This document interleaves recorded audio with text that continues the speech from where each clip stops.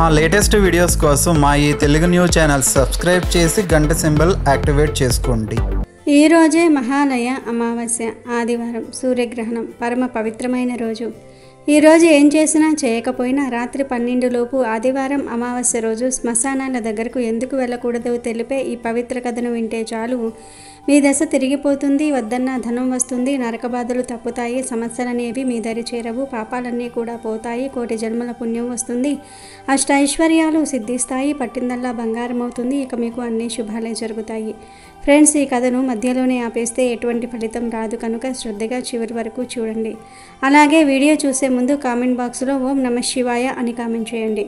ఈ వీడియోకి ఒక లైక్ కొట్టి మా ఛానల్ని కూడా సబ్స్క్రైబ్ చేసుకుని మాకు సపోర్ట్ చేయండి. ఒకానొక గ్రామంలో వేదశర్మ అనే బ్రాహ్మణుడు ఉండేవాడు.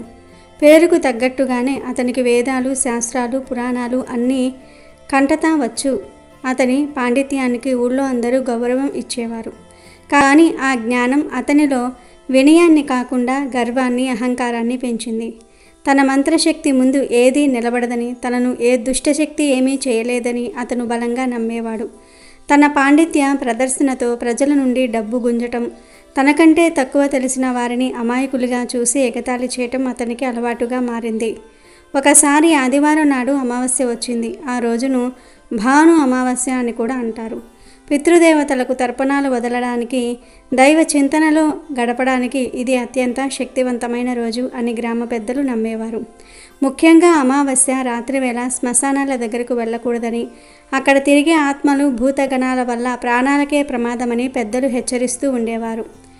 ఆ రోజు శ్మశానాలు శివుడి ఆధీనంలో ఉంటాయని, రుద్రగణాలు అక్కడ సంచరిస్తాయని ఒక నమ్మకం. గ్రామస్తులందరూ ఆ నియమాలను పాటిస్తూ సూర్యాస్తమయం తర్వాత ఇళ్ల నుండి బయటకు రాకుండా జాగ్రత్త పడ్డారు. ఆ రోజు సాయంత్రం గ్రామ సత్రంలో కొంతమంది యువకులు వేదశర్మ పాండిత్యం గురించి మాట్లాడుకున్నారు. ఆ మాటల మధ్యలో ఒక యువకుడు వేదశర్మ గారు చాలా గొప్పవారు, కానీ ఆయనకు కొంచెం గర్వం ఎక్కువ అన్నాడు. ఈ మాట అక్కడే ఉన్న వేదశర్మ చెవిన పడింది. వెంటనే కోపంతో అక్కడికి వచ్చి, ఏమిటి నా గురించి మాట్లాడుతున్నారు? నా శక్తి మీకు తెలియదు. నేను మంత్రం పఠిస్తే భూత ప్రేతాలు కూడా భయంతో పారిపోతాయి అని గర్వంగా చెప్పాడు. అప్పుడు ఆ యువకులలో ఒకడు ధైర్యం చేసి, స్వామి, మీ శక్తిని మేము శంకించటం లేదు, కానీ ఈరోజు ఆదివారం అమావాస్య కదా, ఈ రాత్రికి ఊరి చివర ఉన్న శ్మశానానికి వెళ్ళి అక్కడ ఉన్న పాత మర్రి చెట్టు నుండి ఒక ఆకును తీసుకురాగలరా? అలా చేస్తే మీరే ఈ కలియుగంలో గొప్ప బ్రాహ్మణుడని ఒప్పుకుంటాం అని సవాలు విసిరాడు. ఆ సవాలుకు వేదశర్మ అహం దెబ్బతింది. ఓ ఇంతేనా? శ్మశానానికి వెళ్ళడానికే నేను భయపడతానా? మీలాంటి మూర్ఖుల భయాలను నేను పట్టించుకోను. ఇప్పుడే వెళ్ళి ఆ మర్రి చెట్టు ఆకుతో పాటు అక్కడి బూడిదను కూడా తీసుకువచ్చి మీ ముఖాన కొడతాను చూడండి అని శపథం చేశాడు. అతని భార్య, గ్రామ పెద్దలు ఎంత వారించినా అతను వినలేదు. నాకు శివకవచం తెలుసు, నన్ను ఏమీ చేయలేదు అని చెప్పి నడి రాత్రి వేళ చేతిలో ఒక కాగడా పట్టుకుని శ్మశానం వైపు బయలుదేరాడు. శ్మశానంలోనికి అడుగు పెట్టగానే వాతావరణం ఒక్కసారిగా మారిపోయింది. కాలుతున్న చితిల వాసన, గాలికి ఊగుతున్న చెట్ల శబ్దాలు, దూరంగా కుక్కల అరుపులు అతనికి కొద్దిగా భయాన్ని కలిగించాయి. కానీ తన అహంకారం ఆ భయాన్ని అణిచివేసింది. అతను బిగ్గరగా శివమంత్రాలు చదువుతూ తనకు తాను ధైర్యం చెప్పుకుంటూ ముందుకు నడిచాడు. శ్మశానం మధ్యలో ఉన్న ఆ పురాతన మర్రి చెట్టు దగ్గరకు చేరుకున్నాడు. ఆ చెట్టు కింద ఎన్నో సమాధులు ఉన్నాయి. ఆ ప్రదేశం చూడడానికే చాలా భయంకరంగా ఉంది. అతను మర్రి చెట్టు కొమ్మను అందుకుని ఒక ఆకును తుంచబోయాడు. సరిగ్గా అదే సమయానికి ఎక్కడి నుంచో భయంకరమైన నవ్వులు వినిపించాయి. చుట్టూ ఉన్న సమాధుల నుండి నీడల వంటి ఆకారాలు లేచి నిలబడ్డాయి. గాలి ఒక్కసారిగా ఆగిపోయింది. అతను పట్టుకున్న కాగడ ఆరిపోయింది. చిమ్మ చీకటిలో అతనికి ఏమీ కనిపించలేదు. తన మంత్రశక్తి ఏదీ పనిచేయటం లేదని అతనికి అర్థమైంది. భయంతో అతని శరీరం చెమటలు పట్టి వణకటం మొదలుపెట్టింది. ఇంతలో అతని ముందు ఒక భయంకరమైన ఆకారం ప్రత్యక్షమైంది. అది శివుని రుద్రగణాలలో ఒకటి. ఓరి మూర్ఖుడా, అమావాస్య రాత్రి ఈ శ్మశాన వాటికలోనికి నీ అహంకారాన్ని ప్రదర్శించడానికి వచ్చావా? ఇది శివుడు కొలువై ఉండే స్థలం. నీ మలినమైన అహంకారంతో ఈ ప్రదేశాన్ని అపవిత్రం చేయాలని చూస్తావా అని ఆ గణం గర్జించింది. ఆ భయంకర రూపాన్ని, ఆ గర్జనను చూసిన వేదశర్మ గుండె ఆగిపోయింది. అతను అక్కడికక్కడే భయంతో ప్రాణాలు విడిచాడు. మరుక్షణమే యమదూతలు వచ్చి అతని జీవాత్మను పాశాలతో బంధించి యమలోకానికి తీసుకువెళ్లారు. అక్కడ సింహాసనంపై యమధర్మరాజు కొలువై ఉన్నాడు. చిత్రగుప్తుడు అతని పాపపుణ్యాల చిట్టాను చదివి వినిపించాడు. అయినా వేదశర్మలోని గర్వం పోలేదు. యమధర్మరాజా, నేను వేదాలు చదివిన బ్రాహ్మణుడిని. నాకెలా ఈ నరకద్వారం, నా పాండిత్యానికి స్వర్గంలో స్థానం ఇవ్వాలి అని వాదించాడు. యముడు శాంతంగా కానీ గంభీరంగా ఇలా అన్నాడు. వేదశర్మ, జ్ఞానం వినయాన్ని ఇవ్వాలి కానీ గర్వాన్ని కాదు. నువ్వు నేర్చుకున్న విద్యను డబ్బు కోసం, కీర్తి కోసం వాడావు. పెద్దల మాటలను ధిక్కరించావు. నీ అహంకారంతో పవిత్రమైన నియమాలను ఉల్లంఘించావు. ఆదివారం అమావాస్య నాడు శ్మశానానికి వెళ్ళటం మహాపాపం అని తెలిసి కూడా కేవలం నీ పంతం నెగ్గించుకోవడానికి వెళ్ళావు. నీ గర్వమే నిన్ను చంపింది. నీ పాపాలకు తక్షణ శిక్ష అనుభవించక తప్పదు అని తీర్పు చెప్పబోయాడు. సరిగ్గా అదే సమయానికి యమసభ మొత్తం దైవికమైన కాంతితో నిండిపోయింది. అక్కడ పరమశివుడు ప్రత్యక్షమయ్యాడు. యముడు, చిత్రగుప్తుడు, యమదూతలు అందరూ లేచి నిలబడి ఆయనకు నమస్కరించారు. శివుడు వేదశర్మ ఆత్మవైపు చూసి చిరునవ్వుతో యముడితో ఇలా అన్నాడు. యమధర్మరాజా, ఇతను చేసింది క్షమించరాని తప్పే. అహంకారంతో నా నివాసమైన శ్మశానంలోనికి ప్రవేశించి అక్కడి శాంతికి భంగం కలిగించాడు. కానీ అతని మరణం నా క్షేత్రంలో జరిగింది. ఎంతటి పాపాత్ముడైనా నా సన్నిధిలో మరణిస్తే వారికి కొంతైనా విముక్తి లభించాలి. ఇతను తన గర్వం వల్లే చనిపోయాడు. ఆ గర్వమే అతిపెద్ద నరకం. ఇతను చేసిన తప్పులకు శిక్ష విధించు, కానీ ఆ శిక్ష అతని ఆత్మను శుద్ధి చేసేదిగా ఉండాలి, కానీ శాశ్వత నరకం కాకూడదు అని అన్నాడు. పరమశివుడి మాటలు విన్న వేదశర్మ ఆత్మకు జ్ఞానోదయం కలిగింది. తన పాండిత్య గర్వం ఎంత అనర్థానికి దారితీసిందో అతనికి అర్థమైంది. అతను శివుడి పాదాల మీద పడి క్షమించమని వేడుకున్నాడు. యముడు శివుడి ఆజ్ఞను శిరసావహించి, వేదశర్మ, నీవు చేసిన పాపాలకు గాను కొంతకాలం నరకంలో శిక్ష అనుభవించి నీ ఆత్మశుద్ధి అయిన తర్వాత మళ్ళీ భూలోకంలో ఒక వినయవంతుడైన జ్ఞానిగా జన్మిస్తావు. ఇది మహాదేవుని ఆజ్ఞ అని తీర్పు చెప్పాడు. ఆ తర్వాత యమదూతలు వేదశర్మ ఆత్మను తీసుకువెళ్లారు. ఈ కథ జ్ఞానం కంటే వినయం గొప్పదని, దైవిక నియమాలను, పవిత్ర స్థలాలను గౌరవించాలని, అహంకారం మనిషిని నాశనానికి ఎలా దారితీస్తుందో తెలియజేస్తుంది. అలా భాద్రపద అమావాస్య. ఈ భాద్రపద అమావాస్యనే మహాలయ అమావాస్య అని కూడా అంటారు. ఈ రోజుతో ఇక ఈ మాసం పూర్తయి రేపటి నుంచి ఆశ్వయుజ మాసం ప్రారంభమవుతుంది. దేవీ నవరాత్రులు ప్రారంభం అవుతాయి. ఈ అమావాస్య రోజు ఆవాలను, నల్ల మిరియాలను, చీపురును, ఇనుప వస్తువులను పొరపాటున కూడా కొని ఇంటికి తీసుకురాకూడదు.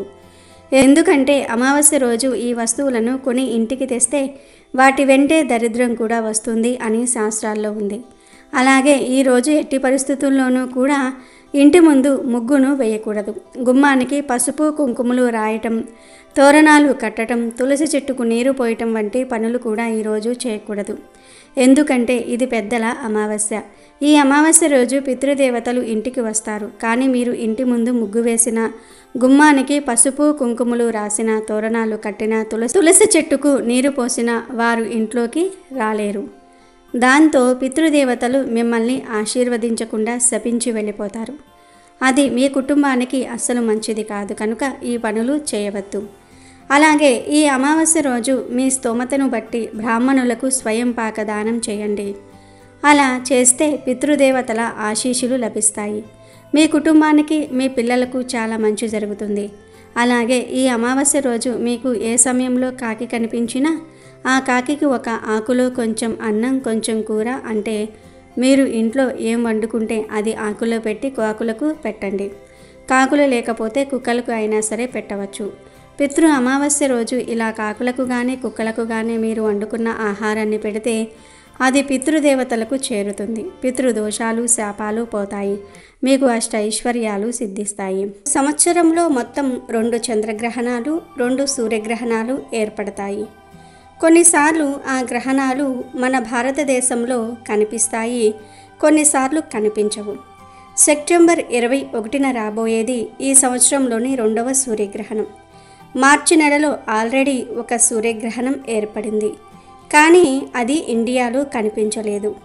ఈ సెప్టెంబర్ నెలలో ఏర్పడే సూర్యగ్రహణం కూడా మనకు కనిపించదు.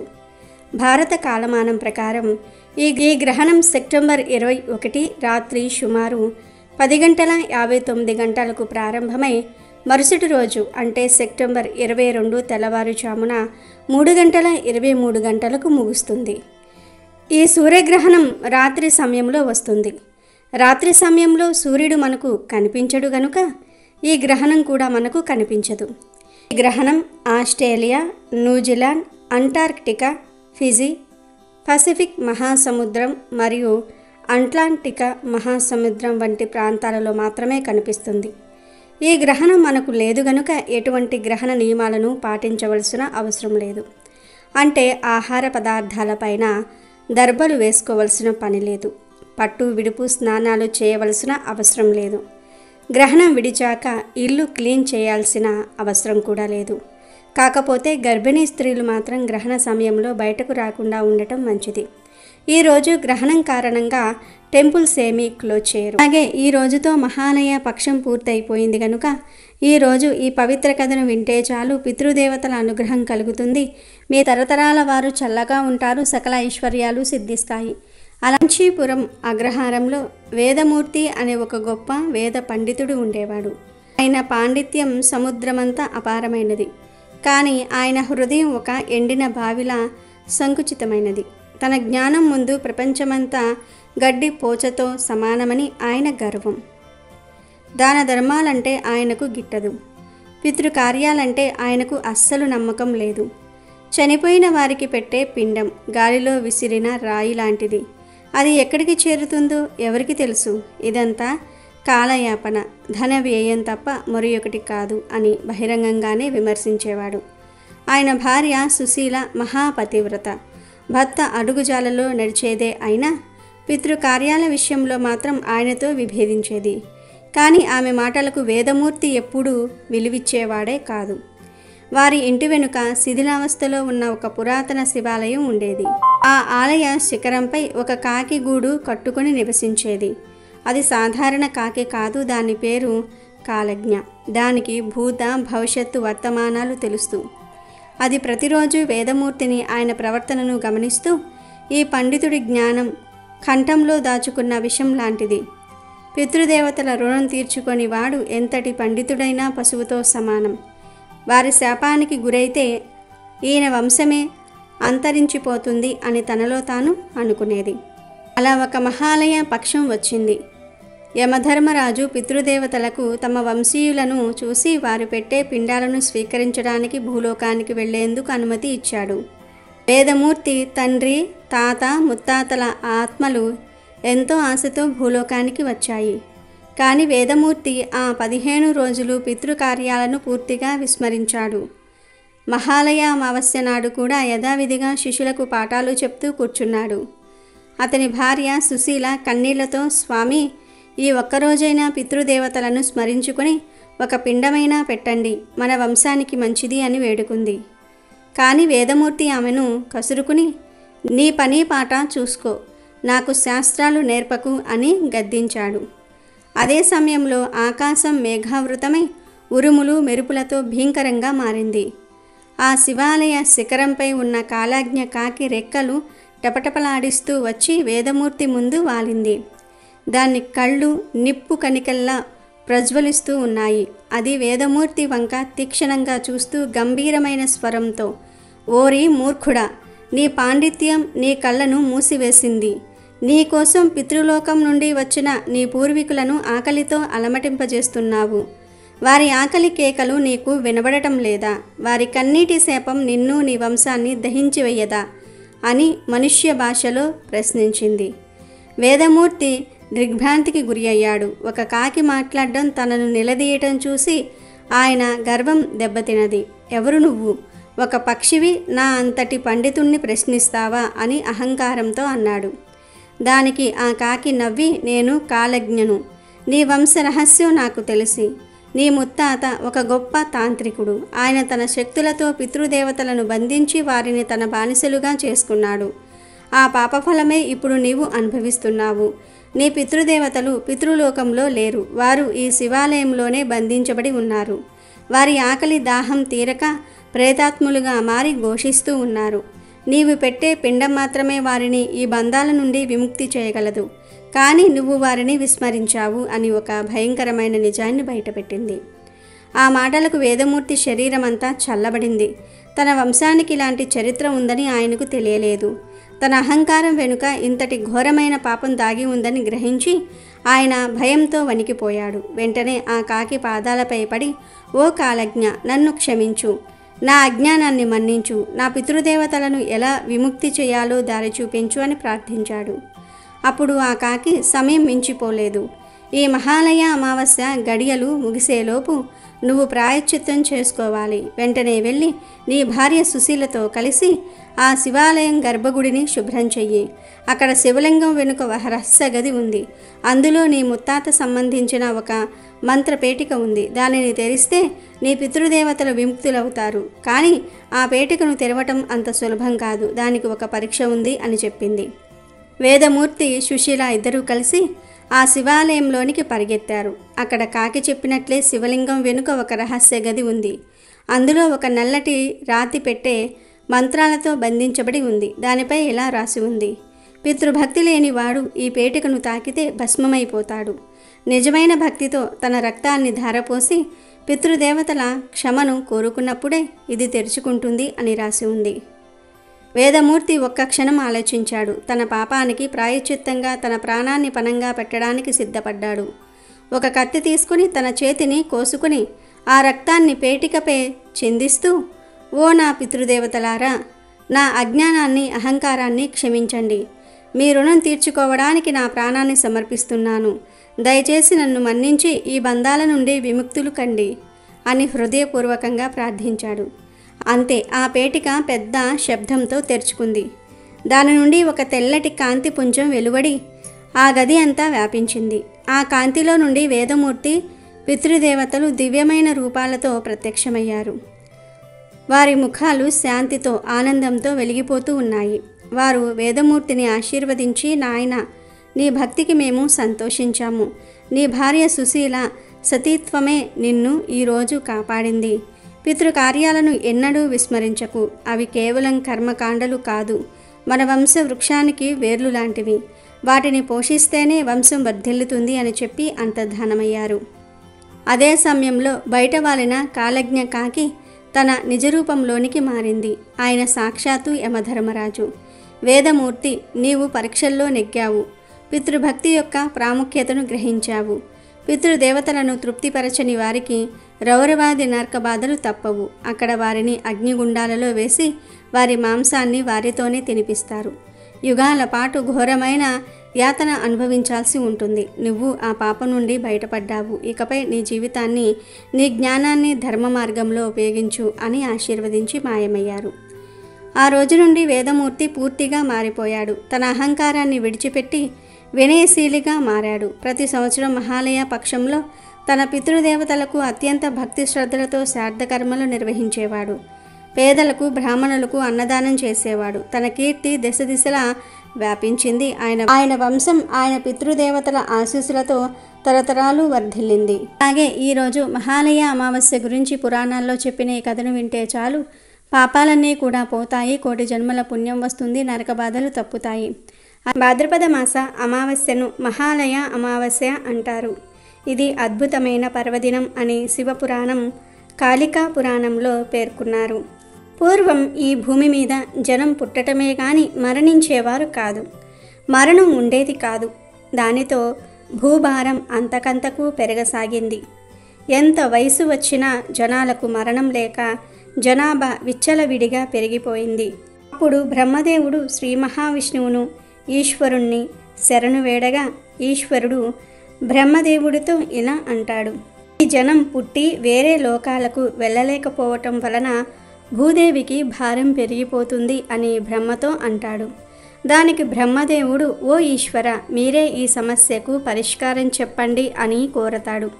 అప్పుడు ఇదే భాద్రపద అమావాస్య రోజు, అనగా మహాలయ అమావాస్య రోజు, ఈశ్వరుడి నుదిటి నుండి ఒక నల్లటి భయంకర ఆకారంలో ఒక స్త్రీ పుట్టుకొస్తోంది. ఆ స్త్రీయే మృత్యుదేవత.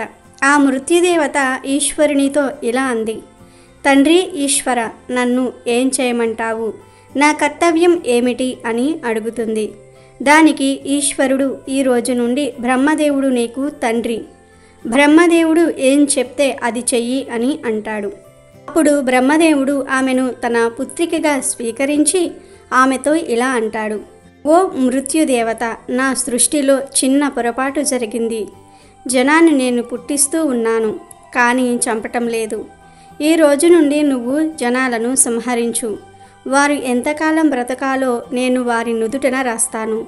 ఆ ఆయువు తీరగానే వారి ప్రాణం తీసేయి. అలా ప్రాణాలు తీసి పాపాలు చేసిన వారిని నరకానికి పంపు, పుణ్యాలు చేసిన వారిని స్వర్గానికి పంపు, ఉత్తముల్ని మా లోకానికి పంపు అనగానే మృత్యుదేవత ఇలా అడుగుతుంది: ఓ బ్రహ్మదేవ, మనుషుల్ని చంపటం నా వల్ల కాదు.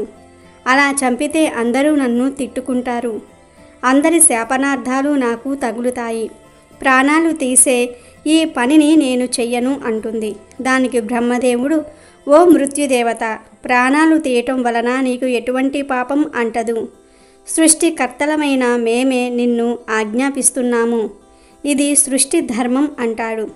అయినా మృత్యుదేవత వినదు. అప్పుడు బ్రహ్మ: ఇది నీ కర్తవ్యం, నిన్ను పుట్టించింది ఈ పని కోసమే, నువ్వు తప్పకుండా ఈ పని చెయ్యాలి అని ఆజ్ఞాపిస్తాడు. అప్పుడు మృత్యుదేవత కళ్ళల్లో నుండి కన్నీళ్లు వస్తాయి. వాటిని బ్రహ్మదేవుడు దోసిటిలో పట్టుకొని ఈ భూమి మీద చల్లుతాడు. అందులో నుండి భయంకరమైన నిమిత్తువులు పుట్టుకొచ్చాయి. అప్పుడు బ్రహ్మ మృత్యుదేవతతో ఇలా అంటాడు: నిమిత్తువులు వెళ్ళి ప్రజలను పట్టుకుంటాయి. అప్పుడు ప్రజలు చస్తారు. నువ్వు వారి ప్రాణం తీయి, నిన్ను ఎవ్వరూ తిట్టరు అంటాడు. ఈ నిమిత్తువులే రోగాలు, కారకాలు. ఒక వ్యక్తి చనిపోతే ఏదో ఒక కారణం, అంటే ఒక రోగం రావటం, ప్రమాదం జరగటం, ఒకరినొకరు కొట్టుకోవటము, వారికి వారు ఆత్మహత్య చేసుకోవటం, ఇలా ఏదో ఒక కారణం జనాలకు తెలుస్తుంది. ఫలానా కారణం వలన చనిపోయారని అనుకుంటారు. కానీ నీపై నెపం ఉండదు, నిన్ను ఎవ్వరూ నిందించరు, నీకు ఎటువంటి ఇబ్బంది ఉండదు. కాబట్టి మృత్యుదేవత నీ కన్నీళ్ల నుండి పుట్టిన నిమిత్తువుల వలన నీకు ఎలాంటి నిందలు రావు అంటాడు. దానికి మృత్యుదేవత సరేనని తాను ఎవరినైనా చంపే ముందు ఈ నిమిత్తువులను పంపి రకరకాల కారణాల వలన వారు చనిపోయేగానే వారి ప్రాణాలను మృత్యుదేవత తీసేస్తుంది. అప్పుడు జనమంతా విపరీతంగా మరణించటం మొదలుపెట్టారు. మరణాలు ఎక్కువైపోయాయి. అప్పుడు మళ్ళీ జనమంతా కలిసి ఈశ్వరుని భక్తితో ప్రార్థించారు. అప్పుడు మహాశివుడు ఇలా ప్రాణాలు అధికంగా పోవడానికి మృత్యుదేవతే కారణం. మృత్యుదేవత తన ప్రభావాన్ని అధికంగా చూపటం వల్లనే అధికంగా ప్రాణాలు పోతూ ఉన్నాయని గ్రహించాడు. ఇలా ప్రజలు వెంటనే చనిపోతే దానిని మహాలయం అంటారు. అంటే తొందరగా లయం అవ్వటం అని అర్థం.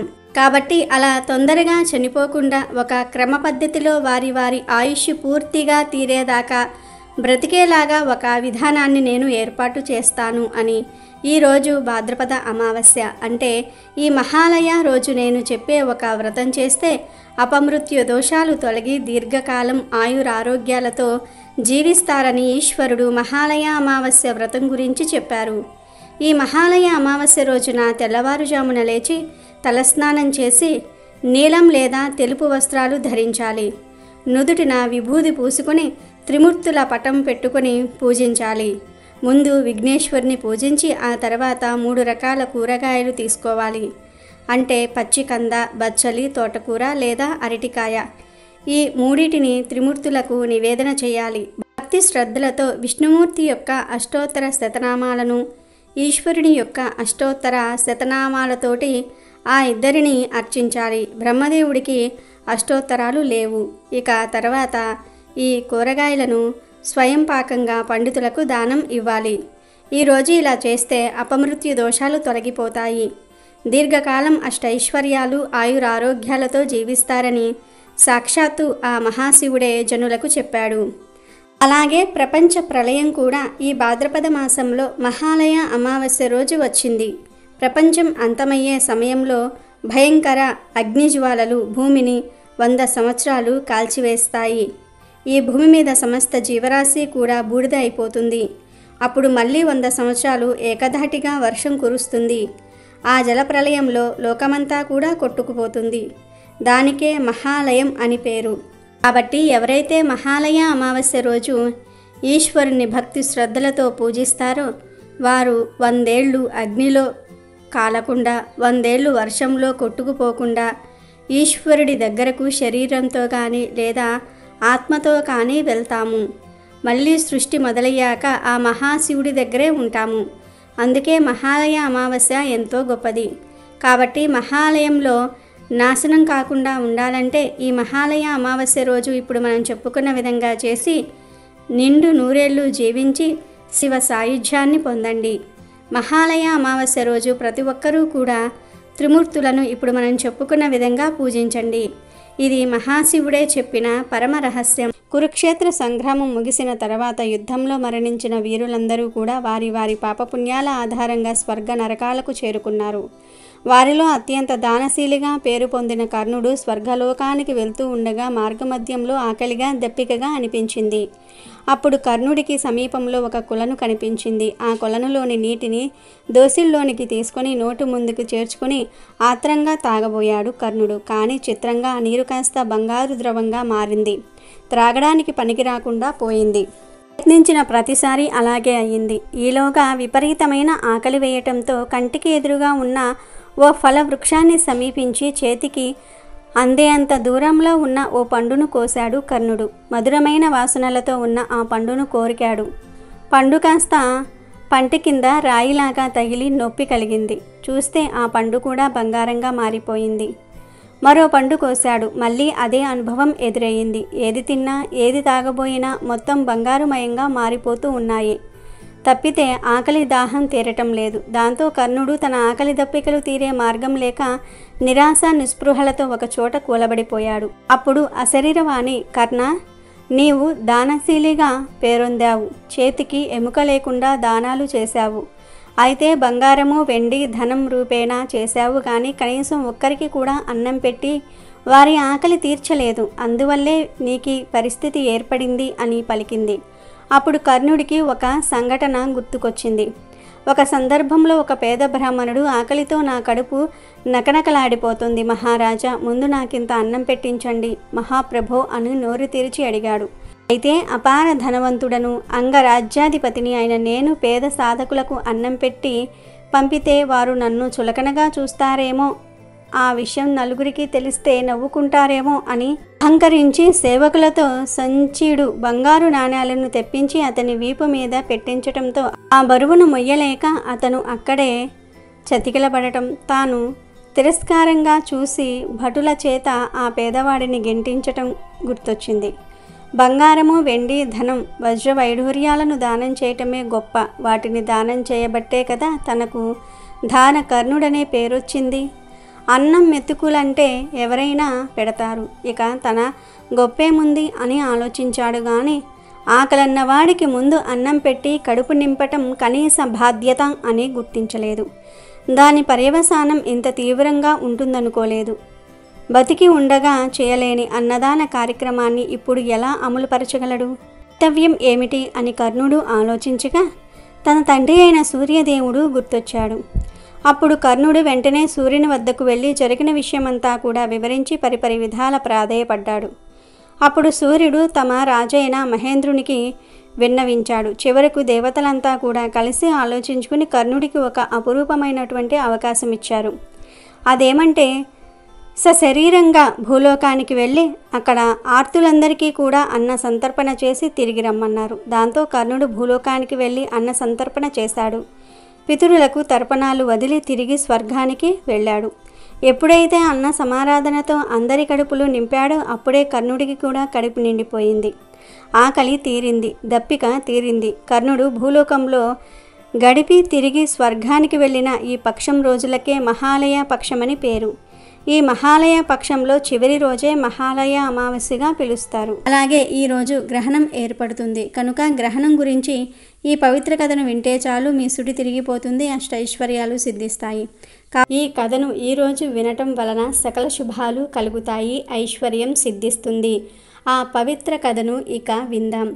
సాధారణంగా హిందూ పురాణాల ప్రకారం గ్రహణం సంభవించినప్పుడు రాహుగ్రస్త లేదా కేతుగ్రస్త అని ముందు తగిలించి చెప్తూ ఉంటారు. అసలు ఈ గ్రహణాలకు మరియు రాహువుకు కేతువుకు ఉన్న సంబంధం ఏమిటో తెలుసుకుందాం. పూర్వకాలమందు దేవతలు రాక్షసులు క్షీరసాగరమును మదించి అమృతమును పొందవలెనని అభిప్రాయమునకు వచ్చిరి.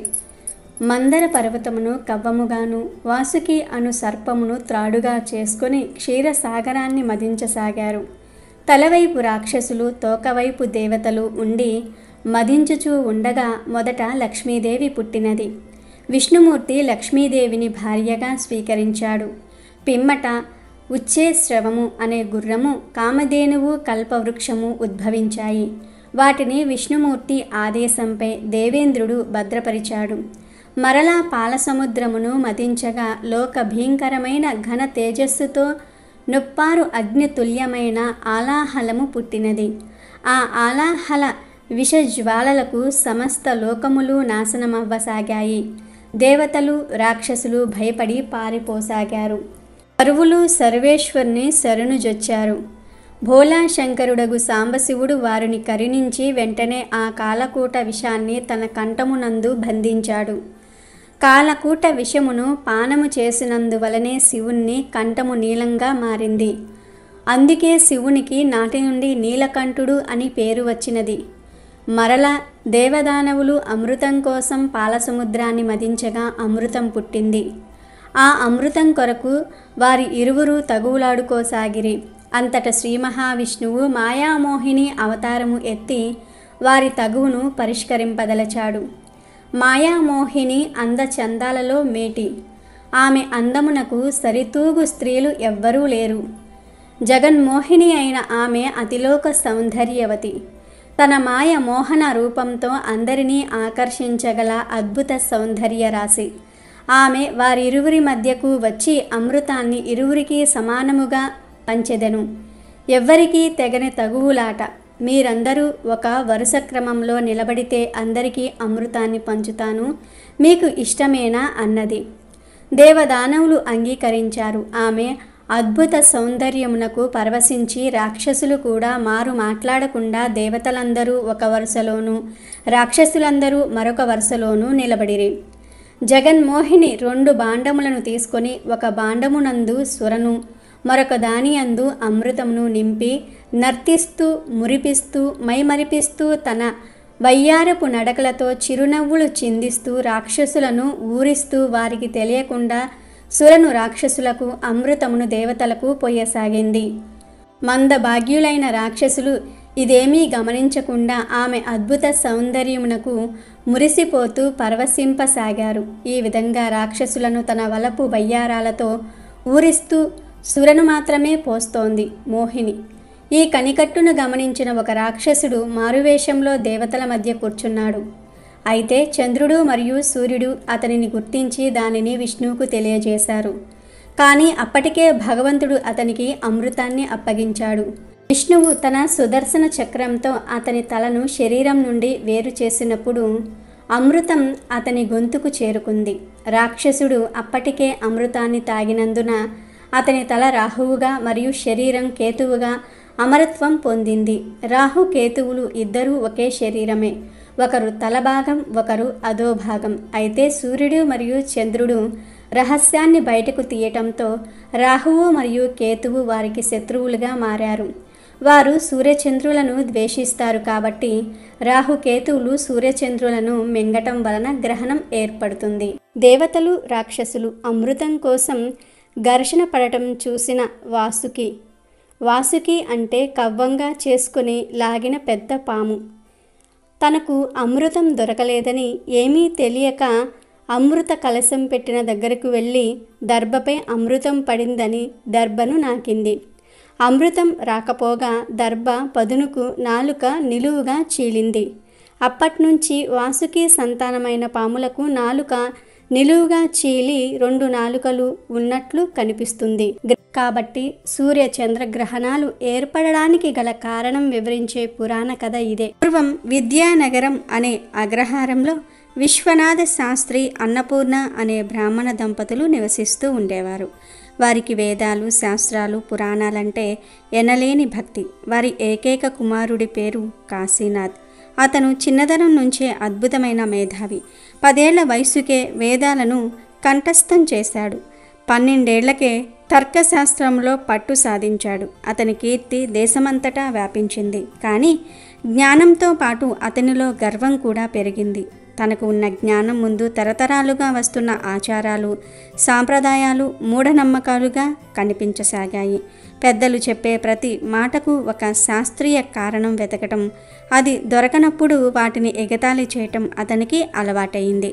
తల్లిదండ్రులు అతని ప్రవర్తనకు ఎంతగానో చింతించేవారు. నాయన, జ్ఞానం వినయాన్ని ఇవ్వాలి కానీ గర్వాన్ని కాదు. మన పూర్వీకులు మూర్ఖులు కారు. వారి ప్రతి ఆచారం వెనుక లోతైన అర్థం ఉంది అని వారు ఎంత చెప్పినా కాశీనాథు చెవికెక్కించుకునేవాడు కాదు. ఒకనాడు పౌర్ణమి రోజున సంపూర్ణ చంద్రగ్రహణం రాబోతుందని జ్యోతిష్య పండితులు ప్రకటించారు. ఆ వార్త వినగానే విద్యానగరంలోని ప్రజలందరూ గ్రహణ నియమాలను పాటించడానికి సిద్ధమయ్యారు.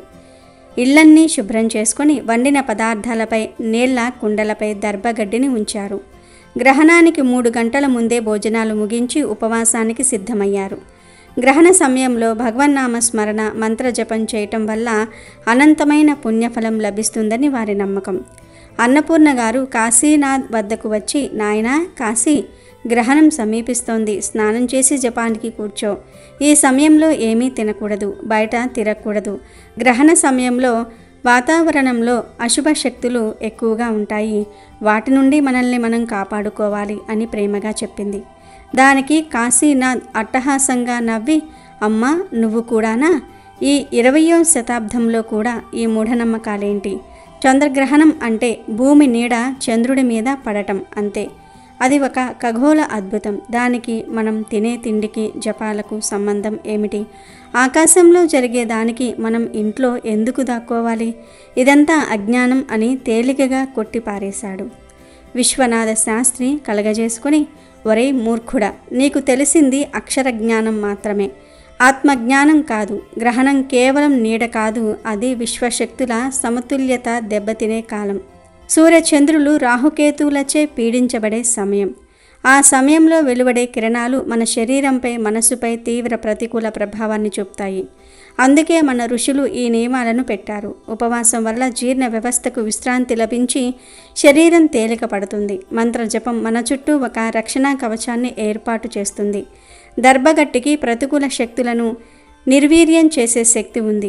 ఇది మూఢనమ్మకం కాదు, ఇది ఒక దివ్యమైన ఆధ్యాత్మిక శాస్త్రం అని గంభీరంగా వివరించాడు. ఈ కాశీనాథ్ వినలేదు. నాన్న, ఈ పాతకాలపు కథలు కట్టిపెట్టండి. నేను చదువుకున్నవాడిని. నా కళ్ళతో చూడనిది, నా తర్కానికి అందనిది నేను నమ్మను. ఈరోజు మీరందరూ ఆచరించే ఈ పిచ్చి నియమాలన్నీ అర్ధరహితమని నేను నిరూపిస్తాను. నేను గ్రహణ సమయంలోనే భోజనం చేస్తాను. 6 బయట నిలబడి గ్రహణాన్ని చూస్తాను. నాకేమవుతుందో చూద్దాం అని సవాలు విసిరాడు. తల్లిదండ్రుల గుండెలు తరుక్కుపోయాయి. కొడుకు మూర్ఖత్వానికి వారి కళ్ళల్లో నీళ్లు తిరిగాయి. వద్దు నాయన, దైవంతో, ప్రకృతితో పంతానికి పోవద్దు. వికాసాలే విపరీత బుద్ధి అంటారు. మా మాట విను అని అన్నపూర్ణ బ్రతిమిలాడింది. కానీ కాశీనాథ్ వారి మాటలను పెడచెవిన పెట్టాడు. చీకటి పడింది. నెమ్మదిగా చంద్రుని అంచున నల్లని నీడ కదలటం ప్రారంభమయ్యింది. ఊరంతా నిశ్శబ్దంగా మారింది. ప్రతి ఇంట్లో నుండి ఓంకారనాదం, మంత్రపఠనం మాత్రమే వినిపిస్తోంది. కాశీనాథ్ మాత్రం ఖారంగా ఇంటి ముందున్న అరుగు మీద కూర్చొని ఆకాశం వైపు చూస్తూ నవ్వుకున్నాడు. చంద్రుడు నెమ్మదిగా రాహువు కబంధ హస్తాల్లోనికి జారుకుంటున్నాడు. స్వచ్ఛమైన వెన్నెల స్థానంలో ఒక వింతైన ఎర్రటి కాంతి ప్రపంచాన్ని ఆవరించింది. ఆకలిగా ఉంది, అన్నం పెట్టు అని ఇంట్లోకి వెళ్ళి అరిచాడు కాశీనాథ్. గ్రహణ సమయంలో వంటగదిలోనికి వెళ్ళకూడదు, అన్నం ముట్టకూడదు అని తల్లి ఏడుస్తూ చెప్పింది. కోపంతో కాశీనాథ్ స్వయంగా వంటగదిలోనికి వెళ్ళి మధ్యాహ్నం వండిన అన్నాన్ని తీసుకొని 6 బయటకు వచ్చి గ్రహణం పట్టిన చంద్రుడి కింద కూర్చుని తినటం ప్రారంభించాడు. చూశారా ఏమైంది? ఏ భూతము రాలేదు, ఏ అశుభము జరగలేదు అని తల్లిదండ్రులను ఉద్దేశించి వెటకారంగా అన్నాడు. అప్పుడే విధివశాత్తున అతనికి ఒక కీడు జరిగింది. అతను ఆ మాట పూర్తి చేశాడో లేదో అతని గుండెల్లో ఒక సూది గుచ్చినట్లు భరించలేని నొప్పి మొదలయ్యింది. చేతిలోని కంచం జారి కింద పడింది. కళ్ళు బైర్లు కమ్మాయి. శ్వాస ఆడలేదు. అమ్మా అని అరవాలని ప్రయత్నించాడు. కానీ గొంతు పెగలలేదు. అతను నేల మీద కుప్పకూలిపోయాడు. తల్లిదండ్రులు భయంతో పరిగెత్తుకుంటూ వచ్చి అతన్ని లేపడానికి ప్రయత్నించారు. కానీ అప్పటికే అతని ప్రాణం అనంత వాయువుల్లో కలిసిపోయింది. సాంప్రదాయాన్ని ఎగతాళి చేసిన అతని అహంకారం గ్రహణ సమయంలో తిన్న ఆ ఒక్క ముద్దతో అంతమయ్యింది. క్షణాల్లో కాశీనాథ్ జీవాత్మ తన శరీరం నుండి వేరయ్యింది. తన నిర్జీవమైన దేహం పక్కన నిలబడి గుండెలవిసేలా రోదిస్తున్న తల్లిదండ్రులను చూసి అతను నిశ్చేష్టుడయ్యాడు. ఏమిటి, నేను చనిపోయానా? ఎలా? ఎందుకు? అని అతను అయోమయంలో ఉండగానే భయంకరమైన ఆకారాలు ఉన్న ఇద్దరు యమభటులు ప్రత్యక్షమై అతని సూక్ష్మ శరీరాన్ని పాశాలతో బంధించి ఈడ్చుకుంటూ తీసుకువెళ్లారు. చీకటిమయమైన భయంకరమైన లోకాల గుండా అతని ప్రయాణం సాగింది. చివరికి అతన్ని యమధర్మరాజు సభలో ప్రవేశపెట్టారు. చిత్రగుప్తుడు అతని పాపపుణ్యాల చిట్టాను విప్పాడు. ఈ జీవి పేరు కాశీనాథ్. బ్రాహ్మణుడిగా జన్మించి వేదాలను అభ్యసించిన పుణ్యం ఉంది.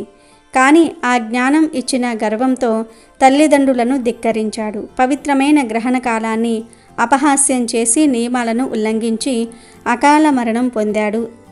ఇతని పాపపుణ్యాలు సమానంగా ఉన్నందున తీర్పు కోసం కైలాసానికి పరమేశ్వరుని వద్దకు పంపాలి అని చదివి వినిపించాడు. యమభటులు అతన్ని కైలాసానికి తీసుకువెళ్లారు. ఆ కోటి సూర్యుల ప్రకాశంతో వెలిగిపోతున్న ఆ దివ్య ధామం చూసి కాశీనాథ్ కళ్ళు మూసుకుపోయాయి. మధ్యలో మణిమయ సింహాసనంపై త్రినేత్రుడు చంద్రశేఖరుడు, ఆ పరమేశ్వరుడు జగన్మాత పార్వతీదేవితో కొలువై ఉన్నాడు. ఆ దివ్య స్వరూపాన్ని చూడగానే కాశీనాథ్ అణువణువున ఉన్న గర్వం కరిగి నీరైపోయింది. భయం, పశ్చాత్తాపం అతన్ని ఆవహించాయి. సాష్టాంగపడి ఆ దేవదేవుని పాదాలపై పడ్డాడు. శివుడు తన మూడో కన్నును కొద్దిగా తెరిచాడు. ఆ క్షణంలో కాశీనాథుకు సృష్టి, స్థితి, లయల యొక్క అనంతమైన విశ్వరూపం కనిపించింది. గ్రహాలు, నక్షత్రాలు, పాలపుంతలు అన్నీ ఆ పరమేశ్వరుని లీలా విలాసంలో భాగమని అతనికి అర్థమైంది. తాను శాస్త్రం అని వెర్రవీగిన జ్ఞానం ఆ బ్రహ్మాండం ముందు ఒక పసిపాప అక్షరాభ్యాసం లాంటిదని గ్రహించాడు. అప్పుడు శివుని గొంతు మేఘ గర్జనలా వినిపించింది. ఓరి మూర్ఖ బ్రాహ్మణుడా, నీ తలను శాస్త్రాలతో నింపావు, కానీ హృదయాన్ని వివేకంతో నింపలేదు. గ్రంథాలలోని అక్షరాలను రాశావు, కానీ వాటి ఆత్మను గ్రహించలేకపోయావు. చంద్రగ్రహణం కేవలం భూమి నీడ అని భావించావు, కానీ అది దేవతలకు, రాక్షసులకు మధ్య నిరంతరం జరిగే విశ్వ సంగ్రామంలో ఒక కీలక ఘట్టం. ఆ సమయంలో ప్రకృతి బలహీనపడుతుంది, దుష్ట శక్తులు విజృంభిస్తాయి. మామూలు సమయాల్లో నిన్ను కాపాడే దైవశక్తులు ఆ సమయంలో తమ శక్తిని ఉపసంహరించుకుంటాయి. అందుకే ఋషులు జపతప ఉపవాసాది నియమాలను విధించారు. అవి నిన్ను ఆ దుష్టశక్తుల నుండి కాపాడే ఆధ్యాత్మిక కవచాలు. నువ్వు గ్రహణ సమయంలో ఆహారం స్వీకరించి నీ శరీరంలోనికి కేవలం అన్నాన్ని కాదు, ఘనీభవించిన ప్రతికూల శక్తిని ఆహ్వానించావు. నీ అహంకారమే ఆ శక్తికి వాహకంగా మారి నీ ప్రాణాలను హరించింది. నియమాన్ని ఉల్లంఘించటం కన్నా దాన్ని అపహాస్యం చేసి నిన్ను కన్నవారికి దుఃఖం మిగల్చటం నీవు చేసిన మహాపాపం అని శివుడు అన్నాడు. శివుని మాటలు ఈటెల్లా గుచ్చుకోగా కాశీనాథ్ వెక్కి వెక్కి ఏడ్చాడు. ప్రభూ, నన్ను క్షమించు, నా అజ్ఞానాన్ని మన్నించు, నాకు మరో అవకాశం ప్రసాదించు అని పాదాలపై పడి వేడుకున్నాడు. అప్పుడు కరుణామయి అయిన పార్వతీమాత శివుని వైపు చూసి, స్వామి పసివాడు, తెలియక తప్పు చేశాడు, కరుణించండి అని కోరింది. శివుడు, దేవి, కర్మఫలాన్ని ఎవరూ తప్పించుకోలేరు, కానీ ఇతని తల్లిదండ్రుల పుణ్యఫలం, ఇతను గతంలో చేసిన వేద అధ్యయనం కారణంగా ఇతనికి మరో జన్మను ప్రసాదిస్తున్నాను. కానీ ఈసారి అతను ధనవంతుల ఇంట్లో జ్ఞాన గర్వంతో పుట్టడు. ఒక నిరుపేద, నిష్ఠాగరిష్ఠుడైన పూజారి ఇంట్లో జన్మిస్తాడు.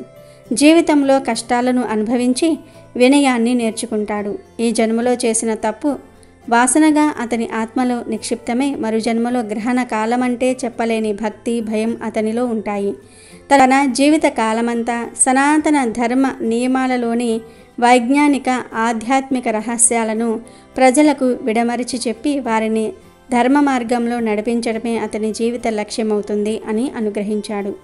కాలచక్రం గిర్రున తిరిగింది. కొన్ని శతాబ్దాల తర్వాత గంగానది తీరంలోని ఒక చిన్న కుగ్రామంలో సోమయాజులు అనే పెద్ద పూజారికి ఈ బ్రాహ్మణుడు కుమారుడిగా జన్మించాడు. అతనికి జ్ఞానదేవుడు అని పేరు పెట్టారు. జ్ఞానదేవుడు చిన్నప్పటి నుండి అసాధారణమైన భక్తి శ్రద్ధలతో పెరిగాడు. ముఖ్యంగా గ్రహణం వస్తుందంటే చాలు అతనిలో తెలియని ఒక ఆందోళన, అప్రమత్తత కనిపించేవి. ఒకసారి సంపూర్ణ సూర్యగ్రహణం వచ్చినప్పుడు ఊరి వారంతా భయపడుతూ ఉంటే 10 ఏళ్ల జ్ఞానదేవుడు అందరికీ ధైర్యం చెప్పాడు. భయపడకండి, ఇది భగవంతుడు మన కర్మలను ప్రక్షాళన చేసుకోవడానికి ఇచ్చిన సువర్ణావకాశం. మనమందరము ఉపవాసం ఉండి నదీ స్నానం చేసి గ్రహణమంతా భగవన్నామ స్మరణ చేద్దాం. మన జపం యొక్క శక్తి మనల్ని, మన గ్రామాన్ని కాపాడుతుంది అని ఒక అనుభవజ్ఞుడైన ఋషిలా చెప్పాడు. అతని మాటల్లోని భక్తికి, నిజాయితీకి గ్రామస్తులందరూ ఆశ్చర్యపోయి అతను చెప్పినట్లుగానే నియమాలను పాటించారు. జ్ఞానదేవుడు పెరిగి పెద్దవాడే గొప్ప పండితుడిగా, మహర్షిగా కీర్తి పొందాడు. అతను తన పూర్వజన్మ అయినటువంటి కాశీనాథుణ్ణి ఎన్నడూ గుర్తు చేసుకోలేదు.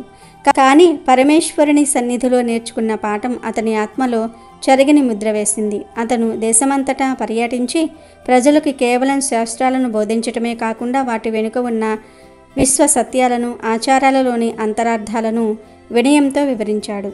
అహంకారంతో జ్ఞానాన్ని ప్రదర్శించిన కాశీనాథ్ మరుజన్మలో వినయంతో అదే జ్ఞానాన్ని పంచి తన జన్మను సార్థకం చేసుకున్నాడు. కాబట్టి ఈరోజు ఈ కథలు వింటే చాలు, మీ దశ తిరిగిపోతుంది, వద్దన్నా ధనం వస్తుంది, నరకబాధలు తప్పుతాయి, సమస్యలనేవి మీ దరి చేరవు, పాపాలన్నీ కూడా పోతాయి, 1,000 జన్మల పుణ్యం వస్తుంది, ఐశ్వర్యాలు సిద్ధిస్తాయి, పట్టిందల్లా బంగారం అవుతుంది, ఇక మీకు అన్ని శుభాలే జరుగుతాయి. అమెజాన్లో బెస్ట్ డిస్కౌంట్స్ కోసం వీడియో డిస్క్రిప్షన్లో లింకు ఉంది, చూడండి. అలాగే మా టెలిగ్రామ్ ఛానల్ సబ్స్క్రైబ్ చేసుకోండి.